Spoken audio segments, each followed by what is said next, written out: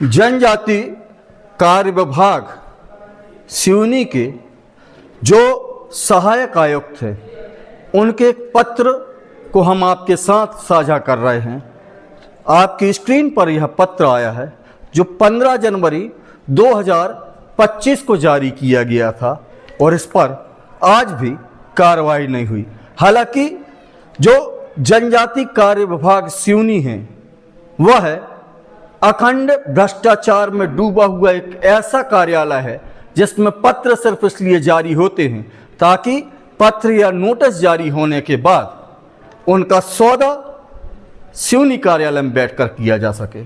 ऐसे तमाम किस्म के प्रकरण आए दिन अखबारों की सुर्खियां बनती हैं। शिक्षा व्यवस्था को एक तरह से पूरी तरह से खोखला करने के लिए इस विभाग में न केवल कर्मचारी अपितु जो पूरे जिले में इनके दलाल फैले हुए हैं वो पूरी तरह से सक्रिय रहते हैं। मामला है इस पत्र जिसकी मैं बात कर रहा हूं, शेलुआ माध्यमिक शाला है ये सिवनी जिले का, जहां पर 2 अतिथि शिक्षकों की भर्ती की गई थी, कामाक्षी डहरिया और प्रांजल साहू, जो पिछले 2023-2024 में शेलुआ स्कूल में अतिथि शिक्षक के रूप में कार्य कर रहे थे।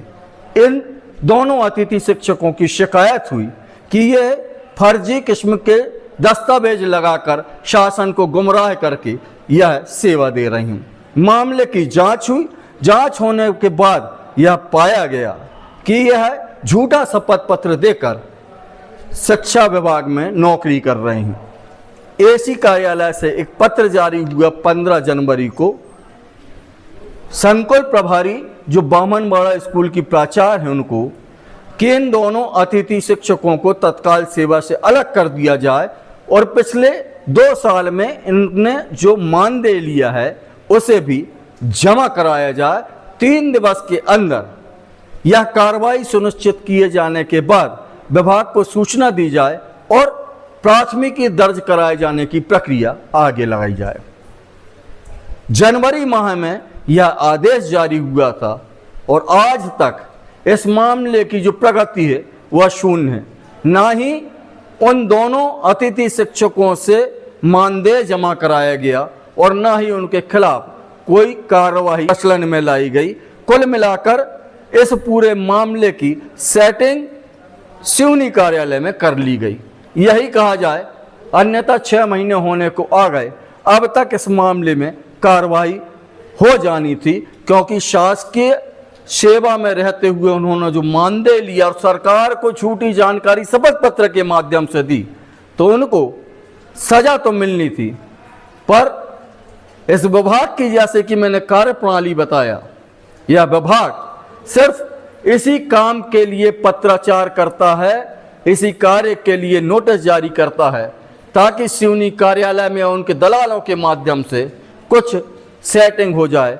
और इस मामले में जो शेलुआ स्कूल के अतिथि शिक्षकों का मामला है इस पर कोई कार्रवाई ना होना इसी बात का द्योतक है। मैं पिछले 1 घंटे से सहायक आयुक्त अमर सिंह को फोन पर संपर्क करने की कोशिश कर रहा हूं, उनसे कोई संवाद नहीं हो पाया।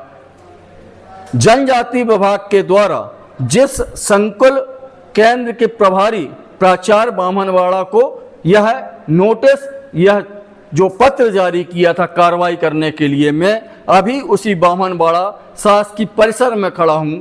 अभी मैंने उनसे ऑन द कैमरा और ऑफ द कैमरा भी बात की, हालांकि उनकी जबान थोड़ी सी लड़खड़ाई। हम इस वीडियो के बाद सुनवाएंगे आपको कि उन्होंने क्या कहा। परंतु यक्ष प्रश्न यह है, सबसे गंभीर सवाल यह है कि जनजातीय कार्य विभाग सिवनी जो भ्रष्टाचार की अखंडता में डूबा हुआ है उसकी कार्यप्रणाली लगातार शिक्षा के स्तर को नीचा कर रही है, शिक्षा को व्यवस्था को लगातार खोखला कर रही है। अन्यथा इस तरह के बहुत सारे मामले हैं जो नोटिस दिए जाने के बाद दबा दिए जाते हैं, शासकीय पैसों की होली खेली जाती है और इस मामले में भी शायद यही कुछ हुआ होगा। उच्च अधिकारियों और संबंधितों तक अगर यह वीडियो पहुंचे तो वो इसको संज्ञान में लेने की जरा सी जहमत उठाएं तो शायद भ्रष्टाचार के जो आरोप इस विभाग पर लगातार लगते रहे हैं उनमें कुछ कमी सी आ सके और बच्चों का जीवन जो शिक्षा से बेहतर हो सकता है उसमें सुधार आ सके, व्यवस्थाएं दुरुस्त हो जाएं और यहाँ पर जो विभाग की व्यवस्थाएं हैं उनमें बेहतरी की उम्मीद के साथ ही हम इस वीडियो को अभी समाप्त करते हैं और लेते हैं आपसे विदा। नमस्कार। ये कुमरे सर के नॉलेज में थी। कुमरे सर ने अतिथि में रखे थे उनको। किसी ने 181 लगाया था। जब नॉलेज में आया कि वो डीएड कर रही हैं करके तो उनको फिर निकाल दिया गया था। तो उसमें एसी ऑफिस से कोई पत्र जारी हो गया था क्या, वसूली करने का या कोई प्राथमिकी दर्ज करने का? जी जी। तो उस पर क्या कार्रवाई हुई? उनको हमने नोटिस थमाए थे और खाता नंबर वगैरह भी दिए थे, उसमें वसूली करना है। उन्हें ले ली थी और एक ने तो लेने से इनकार कर दिया था जी। तो हमने फिर इसकी कार्रवाई किए थे उच्च अधिकारियों को नॉलेज में। आपने लिखित में उच्च अधिकारियों को अवगत कराया था इस बारे में? क्योंकि 15 जनवरी की घटना है ये।